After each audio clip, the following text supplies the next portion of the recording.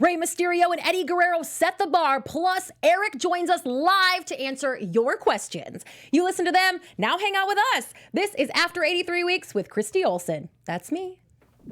I'm Maria Menounos, and you're tuned in to AfterBuzz TV, the ESPN of TV talk. Now, let the buzz begin. Hello, everybody, and welcome to the show that is just for you, the 83 Weeks fans. We break down all the juicy reveals, the fan reactions straight from you guys, and in a very special episode, we are welcoming back to our show Eric Bischoff himself. Yes, that is right. He will be joining us in just a few minutes. And you guys better all come, get gathered in the chat roll, get the conversation started, because you can submit your questions there and Eric will answer them. This is the first time ever. We are so excited that we have Eric on live. When we used to do this with him, we weren't able to be live. So now you guys can all chime in. And I'm so glad that you all have joined us in the chat roll. I want to say hello to Blackbird Heater 1, who just, wanted me to stumble a little bit on that, so he has that lovely username. But everybody else hanging out, welcome. We are live. Make sure you hit that subscribe button, because this is the channel that releases all those fun little clips from 83 Weeks too. And speaking of that, the gentleman to my far left is the digital producer of Eric's channel, and he makes all those little clippies and things. Hello, Steve Kaufmann. Hello, I do make all those little clips. Like, did Rey Mysterio sleep with Jennifer Aniston, which has 100,000 views. Really? Yes, really. That was a pretty juicy story, actually. What's funny is it didn't wind up in my first batch, so we're months out from the actual episode.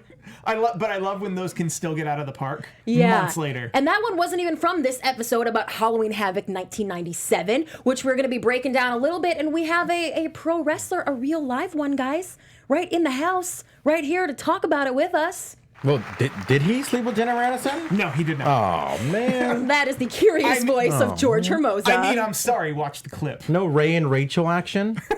Right, they could together, they would have been Rachel. Oh my God. Get it? Rachel, Ray and Rachel. That Rachel. was before they were doing the whole celeb name combining thing. Very creative. Rachel, R-E-I-C. Rachel. Rachel. Well, chat will chime in on that one. I want to say hello to Wrestling Otaku, Michael James, Mike, Craig, Arthur. Arthur is his first time tuning in live. Welcome, guys. If you have joined us a little bit late, you can catch us on Apple Podcasts and YouTube. We do this live at 5 p.m. Pacific on Wednesdays right here on the 83 Weeks channel. So make sure you do join us live, because I don't know if I mentioned that Eric's going to be here answering all your questions. So, honey, Andre, you can go ahead and Google me before you make those sassy comments, because you're the one who's not in the know, but you guys are all going to be in the know very soon. And we did get a lot of juicy info about Halloween Havoc 1997 on this episode of 83 Weeks, which sadly, though, they had to kick off with the death of Brian Pillman. And this is something we have talked a lot about Brian Pillman on this show. And I kind of think that Eric speaking about him in such a positive way and pointing out what he really did for the business and how different and unique he was has really kind of changed Brian's legacy. Do you guys agree? I think it's easier to say in hindsight, but I do think a lot of this talk was back then too, because this was pre-Attitude Era. This was 97-ish, but he was doing a lot of Attitude Era-ish stuff in 95 and 96 before that was even a thing. So it's fair to say that he kind of, not officially kickstarted the Attitude Era, but he was something where people looked at him and be like, wow, this can really work in this wrestling environment. No, I definitely think he's a certain linchpin, and then the fact that he's not around after it allows all of us to say, oh man, he'd have fit in forever. He knew the business in and out. And I'm not saying he wouldn't have. I am saying the second you get into a hypothetical, it's just like, oh man, he gets to go down. Yeah. And especially like he fit in so many roles where even though maybe let's say his unfortunate passing never happened, there would have always been a place for him, because even before he was injured or even before he came back, he was doing commentary on Shotgun Saturday Night. Like, just imagine, like, he probably would still be a color commentator these days had he been around. Like, he was that ahead of the business. Like, you always hear stories about, like, Jericho saying things that he was doing backstage, but always like he was always working. Like, he was just always very ahead of the game. Like, he was doing things that WWE or WCW or even ECW didn't do until, Brian Pillman made it possible. I agree. Also, shout out to Streaming the Magic. your question has been screenshotted and will be asked to Eric Bischoff. Yes, absolutely. Thank you for that super chat, streaming the magic. We are going to ask your question second, because I have a really good one for first. And on that note, somebody else that I love in this wrestling biz is Lanny Poffo.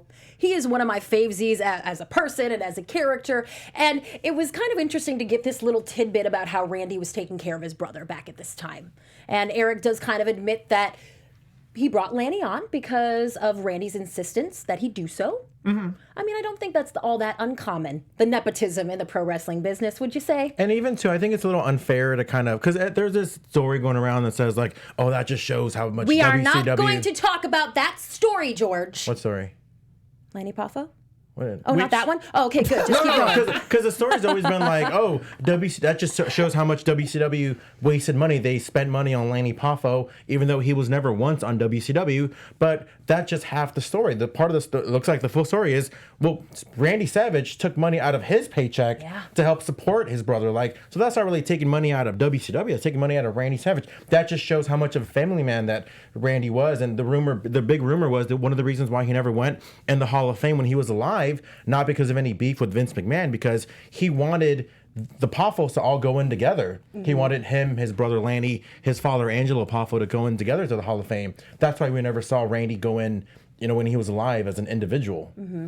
And Lanny's made some headway just even in the last few years as a commentator and with his own podcast, which was really great. Do you think that WCW maybe missed an opportunity to put him on the mic as a commentator or something else? I would say the fact that I wouldn't say only there, but the primary reason he was there was that Randy Savage took money away from himself to give it to his brother, hurt everyone's perception of Lanny. Because realistically, like, if you were trying to hire me and I said, okay, but I'm going to take $20K a year that you were going to give to me and I'm going to give it to George, how are you going to think about George? I dig it. I'm okay with it. But you understand any idea you have is going to be perceived as he's only here because Steve wants him here. I know Randy meant well, but he may have done Lanny a disservice. That's true. I mean, I do think that they may have missed the boat on Lanny Poffo. I mean, the guy was a genius. Yeah, no, so true. Nah. He was a genius. But if I were Lanny and had a say in it, I would say, you know what? I don't think they're going to take me very well if they think I'm only here because of you. But also, too, it just depends what Lanny wanted. Like, I'm sure maybe Lanny was okay with it. Once again, I'm saying $20K. I believe the number was in the six figures. Yeah. That it might be like, I have a job. Maybe I can break through the noise. Yeah. Fan Arthur says Lanny Poffo made more than Sting to chill at the house for 5 years. Hey, I'm sure Lanny came on the road. Right? Yeah. I mean, I'm sure he did the things and the stuff and the appearances. I don't know. I think those were independent contractor contracts, meaning he would have had to pay to come out. Mm-hmm. It would have been a whole thing. Well, we did get some current talk as well on this episode, which they're doing a little bit more of these days, when Eric mentioned AEW and how they've done a lot of things right. He kind of started to say they're hotter than, but didn't really finish his thought. There was almost as if he sort of caught himself, didn't want to sound like maybe he's throwing NXT under the bus, but it certainly sounded as if that's where he was going with his comments. Did you guys catch that too? Am I reading too much in? I caught some other things that happened in this episode where I honestly, after he finished talking about it, I'm like, I think that was more of an insight on why he's not with the WWE, just because he sounded so passionate about what he believes goes into a wrestling program and how he thinks it. And I know that sometimes that may conflict with Vince's ideology of how a wrestling program should be presented. So I looked at that more like, I just think he has his own vision of how wrestling should be presented. AEW is doing a little bit differently as well that I think Eric, maybe I'm going to ask him, like, if he's been keeping up with the product. I also loved everything he said about the product being hot versus the matches. That if you're a wrestling company relying on your matches to bring people in week to week, you're kind of failing. You want them to tune into NWA Power, you want them to tune into AEW Dynamite, you want them to tune in Monday Night Raw. You don't want them to tune in to Kenny Omega, whoever. Right. That you limit your draw that way. That I thought that was pretty fascinating. Well, Eric talks a lot on this episode also, speaking of WWE/WWF at the time, about the WWF narrative, about big bad billionaire Ted and how Eric is trying to pilfer all their talent. And, poor little Vince and little WWF at the time just couldn't quite get their bearings with big bad billionaire Ted all over their butts. Do you think that Eric has been successful in kind of destroying that narrative? I think 83 Weeks has been successful in thwarting two different narratives. One narrative was that the Eric Bischoff that was the evil heel on WCW television was the same Eric Bischoff that ran WCW. I think he did a great job of thwarting that narrative, and I think he's doing a pretty good job of thwarting the narrative that you see on shows like the Monday Night War, because, history is written by the winners. Right. That if you were to watch the Monday Night Wars on the WWE Network, they'd make no mention of anything that makes the WWE look negative, anything that makes it how Eric says it, which he never once poached a talent. Hulk Hogan didn't work for the WWF when he was in negotiations with WCW. Like, Eric, to his credit, never once watched WWF TV and I'm going to steal him and him and him and him. He wasn't like that. And I think he did a great job of letting us know that, because the character he played on television, and by his own admission, didn't do a great job of separating himself as an executive and a TV executive. Right. That he didn't do a great job of separating those two things. And I think this show has done a great job of separating those two things. He was just a successful TV executive who bet on himself to be a top heel on TV. Right, because what was true at the time also is that WWF was sort of trying to rebuild after the whole steroid scandal thing, which they took a huge hit from, right, George? Yeah, a little bit, just because in '94, business was just down altogether. So it's good that they were able to bounce back. And this was during a time where WWF was, coming back hot as well. Austin was picking up. But again, the argument maybe Austin, but they would have never had to go to that route had they would have never been coming from behind, which obviously Eric was just so successful with the NWO and Hall and Nash. And Halloween Havoc '97 did amazing business. Yeah. This did one of the highest buy rates ever, higher than, to the time, most WrestleManias. Yeah. That just shows how successful, they were being. They absolutely were. And of course, before we bring Eric in, we'll give him just a few more minutes. We want to talk a little bit about this classic match between Rey Mysterio and Eddie Guerrero. Is this really heralded as that great of a match, or is it now looking back where we go, oh, wait a minute, yeah, it was? It was always this great. Both, but both of them. It's hard to watch a match in real time and be like, this is the greatest match I've ever seen. That's really, that's too much hyperbole. You're too close to really get there. Looking back in 2019, you're like, oh, this is a really, really good match. I can watch a match in real time. I thought that of Undertaker Shawn Michaels from WrestleMania 25, but Halloween Havoc '97, I didn't watch it live, but I just heard a lot of things about it. And there was one of the best things about it is there was a lot of heat leading up to the match. It was mask versus title. I know there was a lot of controversy about Eric wanting the mask off of Rey Mysterio and things like that. So yeah, I think it lives up to every single expectation. That clip is upcoming. Well, and on that note, let's maybe take an opportunity and pick the brain of the man himself, Eric Bischoff. So you guys give us just a second here. We are going to toss to a quick break. You'll see a little graphic, and we will be connecting with Eric. So we will be back in just a few minutes with the host of 83 Weeks, Eric Bischoff. Stay tuned. Welcome back to After 83 Weeks. Joining us now, the former president and executive producer of WCW, the host of 83 Weeks, and the most resilient man in the wrestling business. Please say hello to Eric Bischoff. Good evening, everybody. Hey, I missed you guys. I know it's been way too long. We are so happy to see you once again and to have you on live for the first time with all the fans. Yeah, it's been a long time. It's about time. I'm glad we could do it. Us too. We got to ask how you're doing. Doing great. Mrs. B and I are going to be wrapping things up here in Stamford towards the end of the month. We've got some travel to do this month, so we'll get back from our travel and wrap things up, and we're going to head down to Florida and hang out with the kids over the holidays. Spend a month down in Florida and then head back to Wyoming. Looking forward to time with the fam, I'm sure. Happy to hear that. And now that we do have some time with you, thanks for everybody for waiting through our little technical difficulties there. We're getting this worked out, but we've got you now. And you know, we have tons of burning questions for you, Eric. We are going to keep most of them about Halloween Havoc 1997, as you did on your episode of the show. So on that note, I would like to fire off my first question, which is, if you never really talked to Rob Van Dam about coming into WCW around this time, does that mean that Vince McMahon told you personally that your time with WWE was over? Wow. What the hell? Nice try. Just trying to gauge where you're at with these questions, Eric. Wow, man. It's 9 o'clock at night here on the East Coast, and I was up early this morning, so you're catching me. I'm a little rusty here, but I think you conflated two questions, if I'm not mistaken. There. I did, and we won't really harass you like that. So I will ask a question from one of our live chatting fans right now. They're excited to have you live for the first time ever. Streaming the Magic wants to know, if you were able to acquire WCW, do you believe it would have been neck and neck with WWE today? What do you think? That's a hypothetical, and I stay away from those. I would like to think so. And by the way, yes, I did have a very good conversation with Vince McMahon. So just to answer your first question.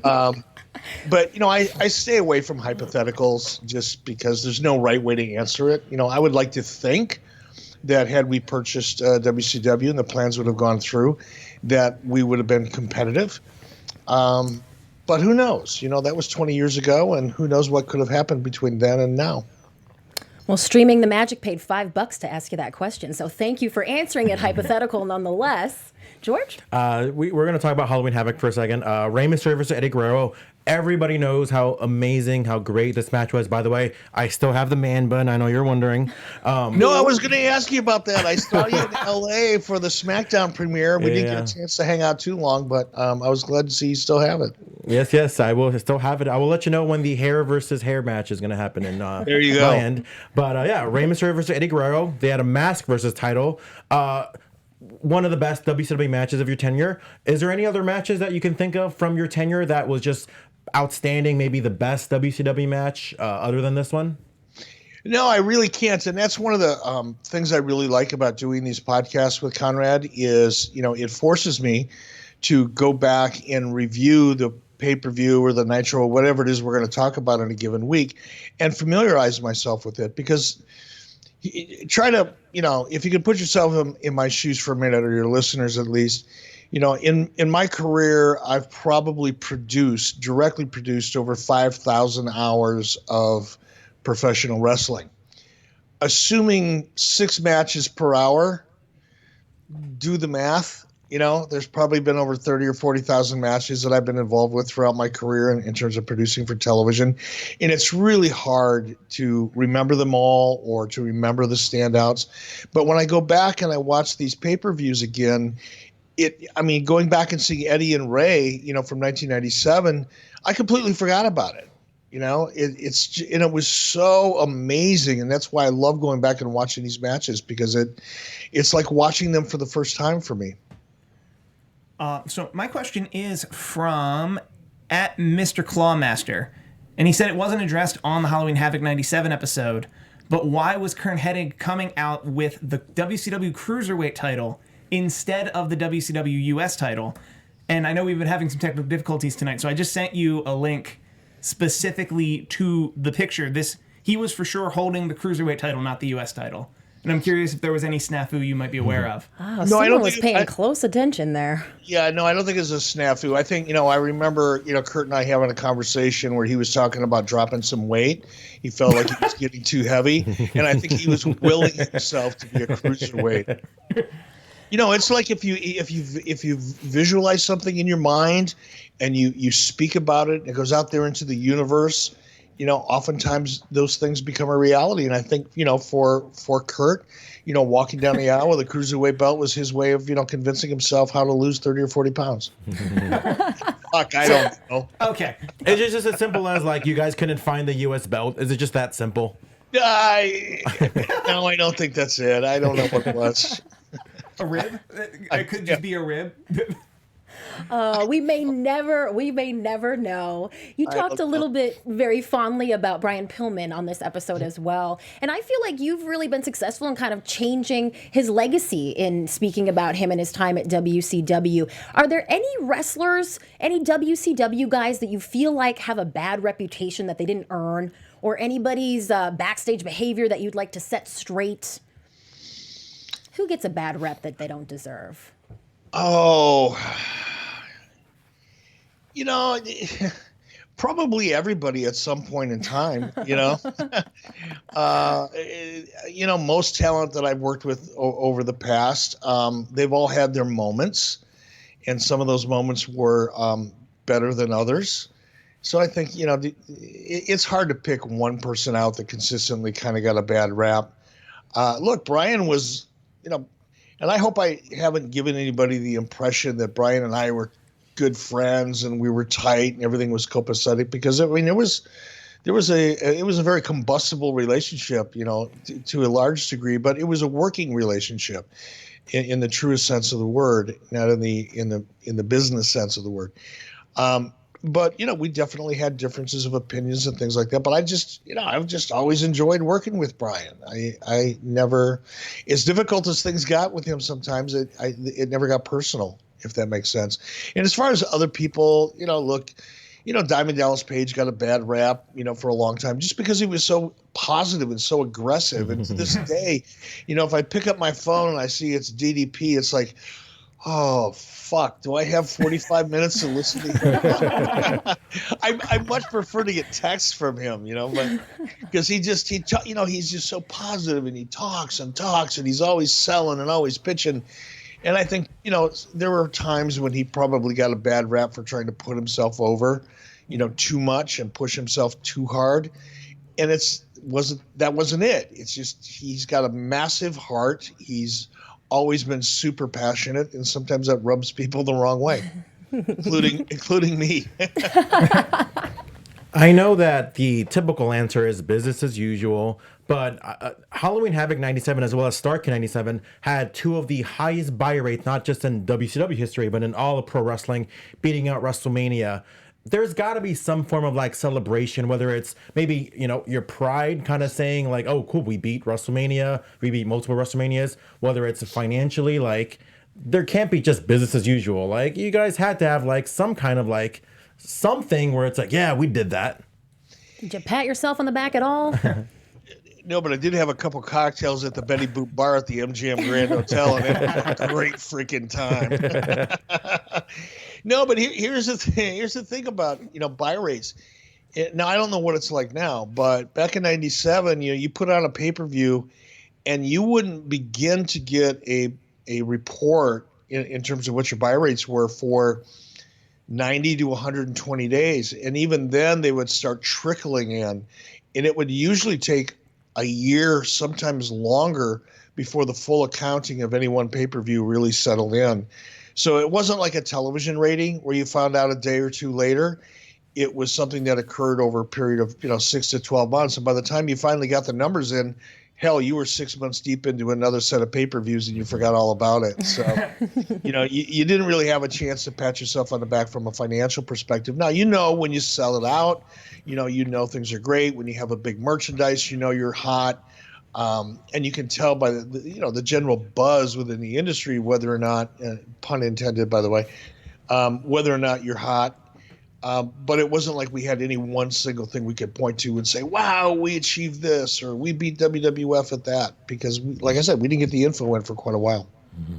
So this is a bit of a weird question, but I've seen it multiple times on Twitter and in our chat. When Conrad mentioned Rey Mysterio's agent, Michael Scott, and you kind of no-sold the Office reference, the question everyone wants to know is, have you seen NBC's The Office, or you just didn't catch the joke Conrad made? Both. Okay. I've never watched The Office, and I don't know who the hell Michael Scott is. That settles it. Ditto. Same with me. I had no idea what the hell that was. Really? Yeah. Okay. No, Look, and it's not easy to fool me, because I don't remember names all that well. Certain people, I don't pay attention to their names. I don't feel like I have to remember them for more than a minute or two of meeting them. So it's really easy to lay a name on me from 20 years ago and say, hey, do you remember that guy? And, unless it was somebody close to me 99 times out of 100, I probably won't. You and me on Patreon, we're going to watch the pilot of The Office. We'll find the time. I'd watch you watching that. Good luck. Well, on this episode of the show, you talked a little bit about the big bad Billionaire Ted narrative that WWF was kind of selling at this time, and the idea that you were pilfering talent from them, all of that. Do you feel like with 83 weeks, and now that you've had this chance to tell your story the last couple years, do you feel like you've corrected that belief amongst fans and everyone? I think I've given people more to think about. I think people now have another perspective and don't necessarily have to believe a one-sided version of history or a narrative. I won't deny that. And that's part of the pleasure I get out of doing this. You mentioned a couple weeks ago that you watched the first episode of AEW's Dynamite a couple times. Have you been keeping up with the show, and what do you think of their overall presentation of Dynamite? I've dropped in on a couple episodes. I haven't sat. I watched the first episode. I actually watched the first episode 3 times in a row. And I watched the second episode. I dropped in on a third for a little bit, and I may or may not try to drop in on some of it tonight. Is there anybody that stands out to you from AEW? Nobody in particular. They all stand out. I mean, it's a hell of a roster. Mm-hmm. And I'm kind of taking a wait and see perspective of it.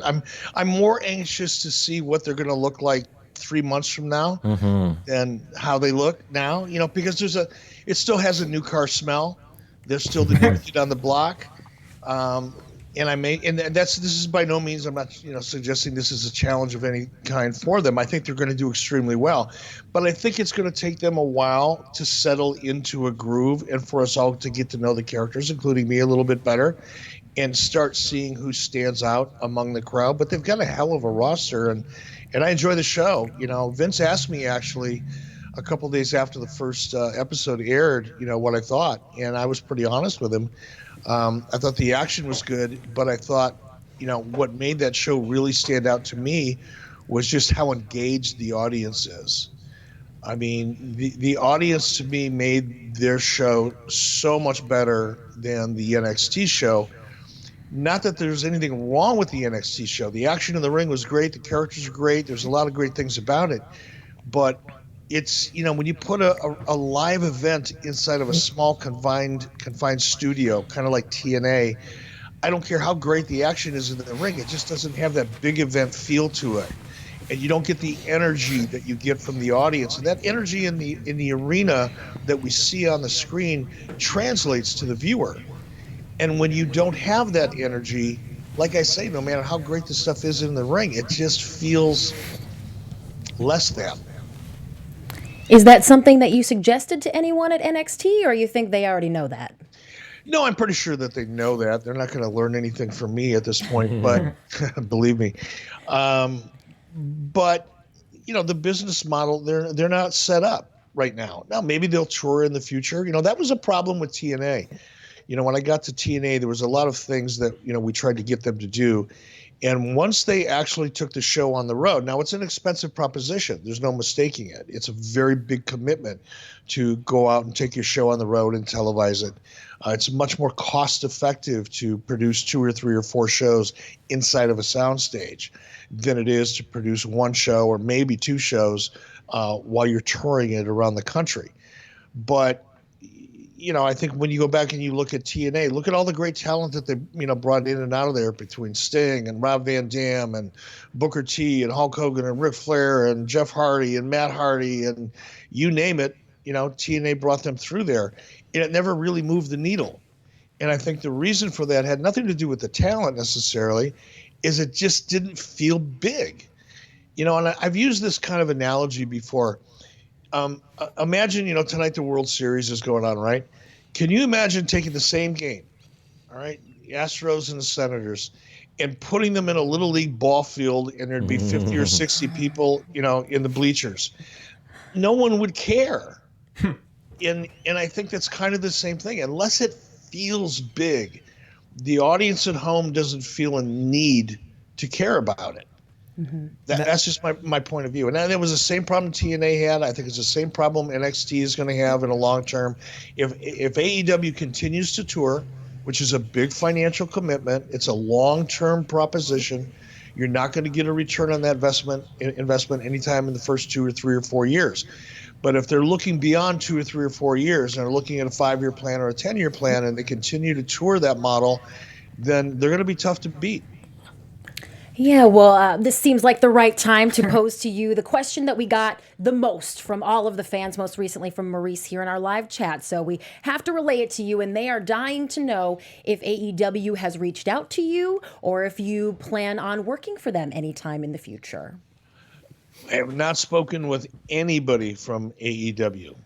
Not one conversation. The last conversation I had with anybody that's currently in AEW was probably Cody Rhodes, and that was about 2 years ago. And I was just in LA. It was right after he left WWE, and I called him just to congratulate him and let him know how much I respected his decision. It was a big decision. He was, leaving a very, a solid paycheck every 2 weeks and a great opportunity. And he was doing it because he believed in himself and he wanted to do it his way. And I called him to tell him how much I respected that. And I haven't had a conversation with him or anybody else at AEW since. Do you have a desire to continue working in the wrestling business? Of course. I always will. It's what I've done for the largest part of my adult life. And I still have a passion for it. But and I think this latest, experiment, probably proved to me more than anything that it has to be the right opportunity. Not just right for whoever I were to work with, but right for me as well. I'm at a point in my life where there's certain things I really, really want to do, and there's certain things in my life I really don't want to do. and I have to be honest enough with myself and everybody else to kind of, address those head on. Thank you for thank you. for your candor there. Since we're on the topic of outside wrestling promotions, have you seen NWA Power on YouTube? And do you think they have their studio wrestling style would have the same problem you're mentioning with AEW or anything similar? Well, now they're two different models, though. AEW's on TNT, NXT's on USA Network. Those are, cable terrestrial television models, or not terrestrial, but cable television models. That's a completely different animal. To answer your first question, yes, I have seen it. David Lagana actually sent me a couple of links the other day, and I did watch it and was very impressed with it. But it's a YouTube proposition. It's not a television proposition. The audience for YouTube is going to be different than the general audience for television. I think what they're doing is unique enough in the way it's being presented that it probably can work for their goals. Now, would that same show work on a major cable outlet? Don't think so. I agree. I like it exactly where it is. Who's talking to Christy over there? I see she's got a conversation going off outside. I'm just trying to roll, keep this chat roll behaving, keep these boys behaving. We're so grateful that you gave us a little bit of your time tonight, Eric. Our chat roll, I just asked them, any more burning questions? Clock's ticking, guys. Gentlemen here. I got a bunch of questions. Since we're gonna keep on it, you mentioned on the podcast that you were gonna your plan for working in WWE was gonna be 2 to 3 years. Like, why 2 to 3? Like, why not like more than that?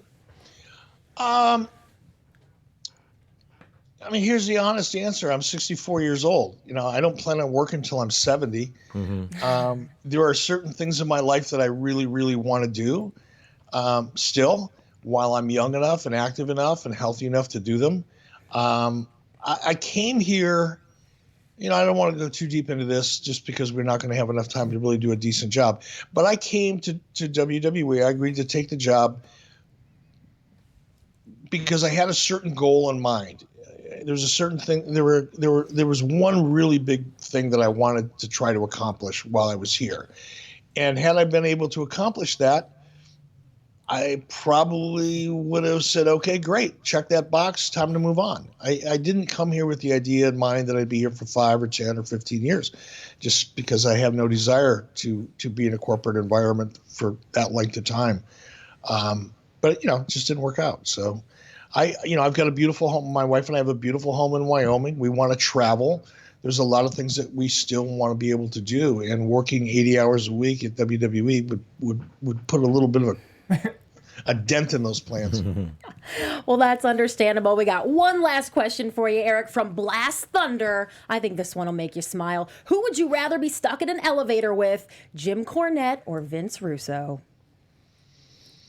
Cornette, because at least I could have a conversation that would be, look, we may not get along by the time that elevator got to wherever it was going. It might be a bloodbath. It might look like a cooler of a butcher shop by the time we got done, but at least it would have been interesting. And funny enough, hatred of Vince Russo would have been one thing you guys share. Or at least harsh dislike of Vince Russo. Yeah, I don't hate anybody, but it's certainly one thing that. Look, I enjoy listening to Jim Cornette, and he's a smart guy. I mean, he's crazy in a way. He's very opinionated and all of that, but he's smart. There's a lot of when I listen to Jim, wow, he's got a point there. But he's at least he's real.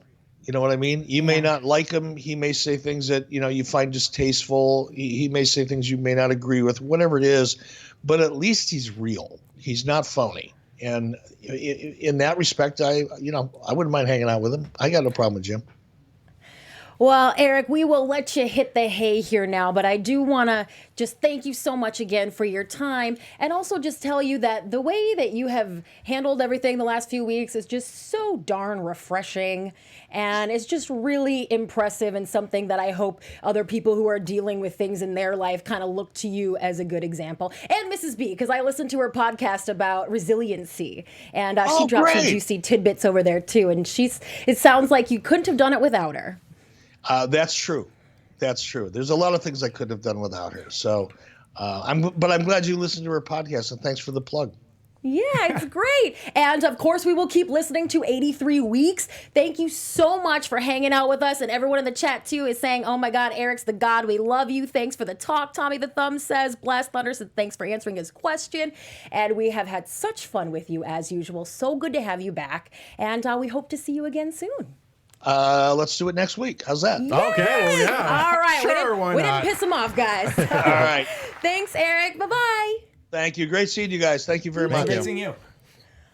Oh, all right. Well, all of the folks in the live chat, you guys here, thank you so much for your great questions. As you heard, Eric will be right back here next week. We'll be talking about... I want to say When Worlds Collide. Oh, okay. Pretty sure the George has a whole thing about When Worlds Collide isn't where Chris Jericho was, but it is. It's a whole Maybe thing. they haven't announced it yet. All right. Well, either way, we will be here. Eric will be here. And we hope you will be here too. Hit that subscribe button on the channel so you get all the notifications. And come back on Wednesday at 5 p.m. Where do they hit you up, Steve? They hit me up on YouTube, on this YouTube, but also on Twitter, almost exclusively at Steve Kaufmann. There's KAUFMANN. I'm involved in a lot of stuff, including Match Monday. You can go to matchmonday.com to figure out what that's about. You can hit me up on Twitter and Instagram, G Hermoza, GHERMOZA.